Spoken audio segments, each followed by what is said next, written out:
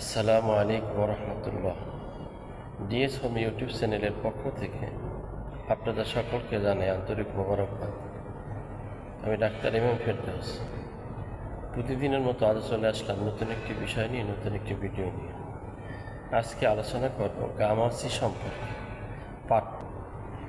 বন্ধুরা, আজকে যে ওষুধটির কথা বলবো গামাসি সম্পর্কে, এই ওষুধটির লক্ষণ হচ্ছে, এইটির লক্ষণগুলো কি? হোমিও ওষুধ মূলত লক্ষণের উপরে ভিত্তি করে, সিমটমের উপরে ভিত্তি করে চিকিৎসা দেওয়া হয়।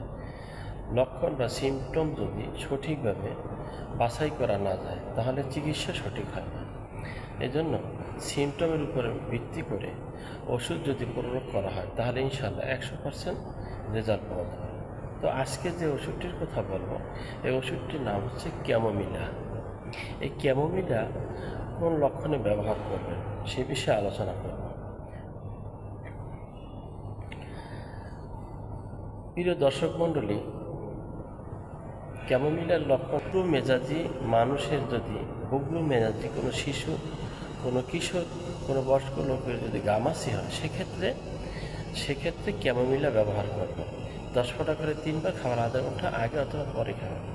এভাবে ওষুধটি বগলু মেজাজি মানুষের ক্ষেত্রে, শিশু হোক, কিশোর হোক, বয়স্ক হোক, এদের ক্ষেত্রে যদি উগ্র মেজাজি মানুষের যদি গামাসি হয় সেক্ষেত্রে ক্যামোমিলা ব্যবহার করবেন। 10 ফোঁটা করে 3 বার, খাওয়ার আধা ঘন্টা আগে অথবা খাওয়ার আধা ঘন্টা পরে।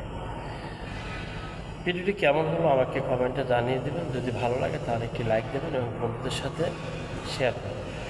ভালো থাকুন, সুস্থ থাকুন আর দেখতে থাকুন ডিএস হোম ইউটিউব চ্যানেল।